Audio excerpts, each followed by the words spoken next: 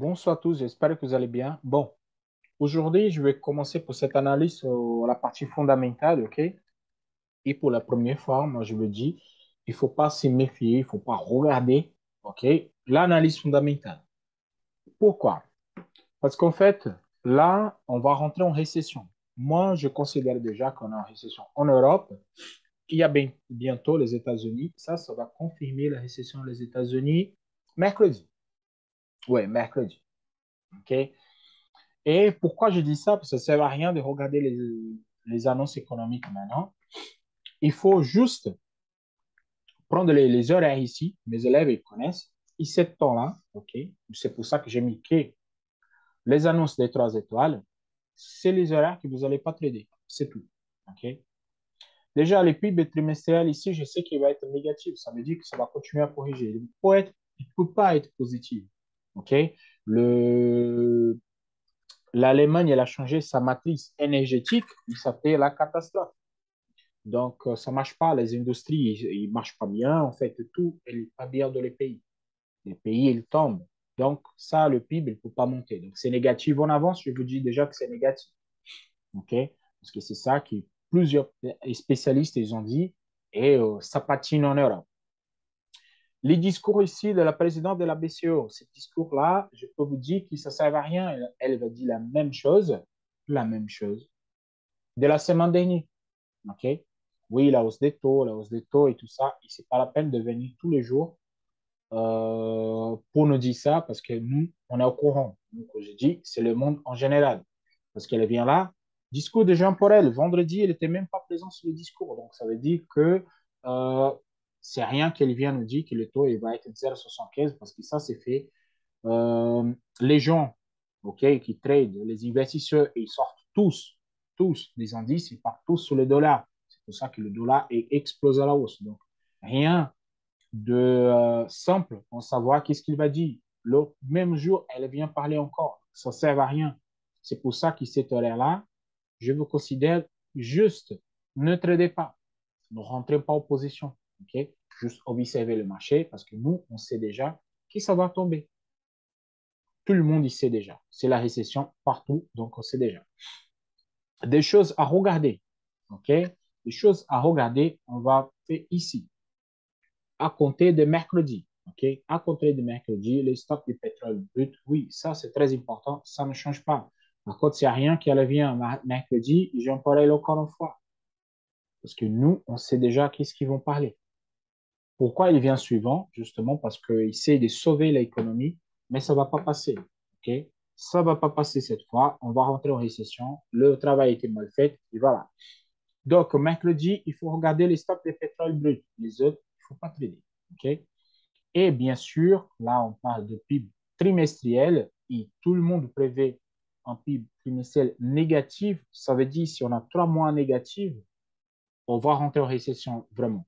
Et celui-là, c'est l'annonce plus importante de la semaine. Celui-là, ok, c'est l'annonce plus importante de la semaine. En plus, c'est la clôture mensuelle et c'est la clôture trimestrielle. Donc, cette annonce-là, elle est hyper importante. Vraiment, celui-là, il est super important. C'est l'annonce plus importante de la semaine, c'est celui-là. Et les IPC, bien sûr, pour la zone euro, et ça aussi, c'est hyper important vendredi. Ces deux-là, ces deux annonces qui sont méga importantes. Donc, vous savez que ces horaires-là, et dans la journée, il ne faut pas trader. Il ne faut pas trader. Restez en écart. On attend que ça monte un peu, on va vendre. On attend que ça monte un peu, on va vendre. Et moi, je vais vous expliquer au pourquoi sur les annonces sur l'analyse technique, parce qu'il faut regarder l'analyse technique. C'est elle qui c'est la partie valable maintenant. On vient sur TradingView pour regarder la partie technique. Je vous dis, c'est à rien de regarder sur les graphiques de 1 minute, 5 minutes et tout ça, parce qu'il va vous dire rien, cette graphique-là. OK? Là, on dépasse 20% sur l'SP500. Ça veut dire qu'on rentre dans le market. Là, le marché n'a plus de contrôle. Et moi, je vais faire une analyse sur les graphiques hebdomadaires parce que c'est sur celui-là qu'il faut regarder.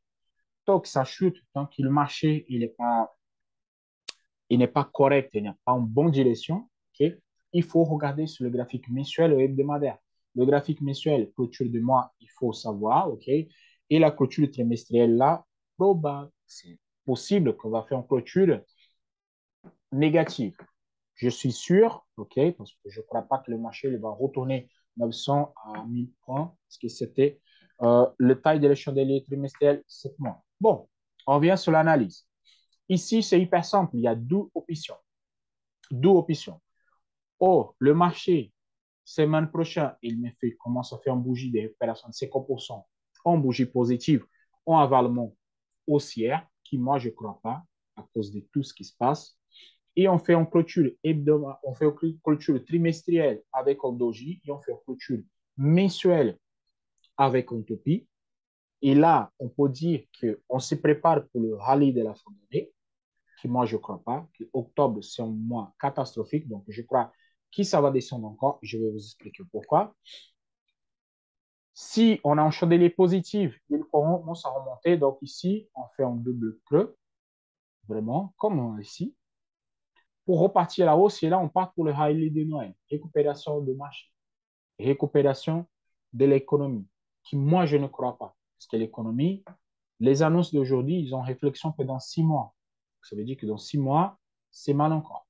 Pourquoi je vous dis ça? Parce que là, quand je prends la extension et on a cassé les 50% et on peut tester les 61 ici, si on casse les 61, on vient en 100%. Par contre, quand je mets en place ici les 100%, elle vient au 17 octobre, c'est au 16 octobre. Okay? Le 16 octobre, c'est un vendredi, et on arrive à 100% de cette extension. Tu dis, Maurice, il peut arriver là? Oui, parce qu'on est loin encore. On est loin. Donc, ce n'est pas pour rien que la trade line, elle vient à ce niveau-là, il est 100% au 17 octobre. 16, parce que c'est un vendredi. OK? Donc, attention avec ça. Attention. Le planning, pourquoi je vous montre sur le SP500, je vais me concentrer ici parce que c'est lui qui commande le reste des marchés. Okay? C'est lui, le dernier, à donner le top. Mais par contre, si lui il tombe comme cela, c'est un peu compliqué. Et là, on arrive à peu près à presque 40% de correction. C'est énorme. C'est vraiment énorme. Mais minimum, on teste en 61 à la zone de 35, 98 ou 90 environ. Je suis sûr qu'il va venir tester. Donc, c'est pour ça que le SP500, je vous montre l'hebdomadaire, que vous sachiez la direction. On est sur le support majeur. Cette mèche ici, et ça veut dire rien du tout, parce que c'est vendredi, c'est la clôture de. C'est les gens qui sortent de leur position, clôture de leur position, donc ça remonte tout à fait normal. Okay? Mais pour lundi, il faut faire attention parce que là, si on commence à baisser, ça veut dire qu'on va aller chercher le plus bas, le minimum, la zone de 61 d'abord et après le 30%. Mais comme on ne trade pas les SP500, c'est juste pour vous donner la direction. Je reviens sur notre trade. On commence par le Nasdaq. Je regarde aussi le hebdomadaire. Okay? Je regarde aussi l'hebdomadaire parce que c'est le parti plus important qu'on a. Ici, on a fait le test, presque le test de 61, et le Nasdaq n'a pas donné ce top départ encore pour le baisse. Nous avons encore la possibilité d'un rebond à ce niveau-là. Okay? On peut faire un rebond ici jusqu'à 12 000 et après repartir vers le bas. Si on dépasse la zone des 12 000 ici vers là haut, là, je peux envisager des bails. Mais pour l'instant, toutes les reculs à la zone 30% au plus bas, que ça, 50% ici, de ma expansion de Fibonacci, je rentre en vente. Et là, pour mes élèves, on rentre sur la première partie, la première technique que je vous avais appris sur les Shimoku, avec la Kijun et la Tenkan sur H4, sur le daily et l'H4. On touche, on vend, on achète et tout ça. Donc, c'est des techniques, je ne vais pas rentrer dans le détail. Mes élèves connaissent cette technique. Quand je viens sur H1, qu'est-ce que moi j'attends pour l'ouverture des marchés? Vraiment, j'attends qu'il vienne sur la zone de 11 500 et je rentre au vente. Et tu dis, mais Maurice, c'était la même zone de la semaine dernière. Oui, parce que ça, c'est ma résistance majeure. OK? C'est la résistance majeure. Ici aussi, le test de ma ligne de la fourchette. Vous venez chercher ce niveau-là. Mon but, c'est d'abord 61, casse 61, casse les supports, venir là. Là, c'est mon objectif pour le début de octobre. Tu dis, mais c'est loin. Non, c'est pas loin. Donc, on a deux possibilités. Reteste OK, des matériaux de l'aide de la fourchette, je rentre en vente. Ou la casse de plus bas. Donc, c'est pour ça que j'ai mis les lignes ici. Je vais sur H1, plus parlant. Celui-là, c'est la ligne de la clôture de vendredi. Donc, s'il vient tester ici, c'est mon point de vente. Bien sûr, c'est en divergence à ce niveau-là. C'est mon point de vente. Par contre, je vais rentrer en swing pour chercher les 61 et la zone de support plus bas. Si je ouvre un gap haussière, je commence à faire un range et je casse ce niveau-là, les 11 320. Je rentre en vente pour venir d'abord 61, ou d'abord le plus bas, 61 et la zone de support. Pour que je rentre en buy, il faut qu'il me dépasse carrément le 30%, il commence à évoluer. C'est loin, oui, c'est loin, mais c'est la zone plus confortable pour rentrer en buy. La tendance, c'est les fortes baissiers. Okay? On a ici la trade line qui tient à chaque touche, ça tient. Donc, c'est pour ça que pour faire des achats plus sécurisés, il faut que dépasse la zone des 12 000. Si elle dépasse 12 000, là, on peut faire des bails tranquillement. Mais pour l'instant, on va prendre toutes les références. 11 500, on rentre à la vente. Casse les plus bas de vendredi, on rentre à la vente. Okay? Donc, c'est comme ça qu'il va se comporter le marché maintenant. Et pour mes élèves, vous savez utiliser la Tenka et la Kijun de Ishimoku pour vous donner, parce que le signal de vente, elle était faite déjà. Et ça, vous savez faire. Donc, pour les autres qui ne connaissent pas, suivez les signaux dans les groupes, parce que je vais envoyer des signaux dans les groupes pendant cette semaine. C'est tout pour le Nasdaq. Dow Jones, on passe sur l'hebdomadaire. Le Dow Jones, je l'adore parce que lui, il prend en avance surtout. Et il prend toujours des avances. Le Dow Jones, il a cassé. Il a pulvérisé. Ici, il a pulvérisé le support. Il a clôturé le plus bas. Il a cassé les 61. Donc, pour lui, c'est top départ. Vraiment le top départ. Donc, ici, on a le 20%. Okay? Cette ligne-là, c'est le 20% des corrections. Mais comme elle est cassée le 61, pour moi, je l'attends. La zone de 29 000, voire la zone de 28 600 pour la fin de la semaine. Donc, comment va s'y passer? Je pose ici, j'ai fait la même extension, okay? La même expansion de Fibonacci pour me donner la référence. H1, pour vous donner la précision pour le point d'entrée. C'est le même principe. Le même principe. On arrive sous cette zone ici de 29 750 environ. Okay? C'est le retest des 61 pour voir vraiment si la casse elle était valable. Pourquoi pas un petit mèche pour venir toucher notre trade line baissière. Première option de vente. Deuxième option de vente, c'est qu'il casse la zone de 29 610. C'est la clôture de vendredi. Donc, si les casse ici plus bas que 20%, là, on prend de la vente et les objectifs, c'est là que je vous donne. D'abord, le plus bas, 29 200 et après, il n'y a plus rien jusqu'à 28 500. Donc, on va rentrer son swing, OK, à ce niveau-là. Donc, on va chercher vraiment un bon point d'entrée et on va laisser coller au maximum parce que la tendance, elle est hyper favorable pour faire un swing en vente.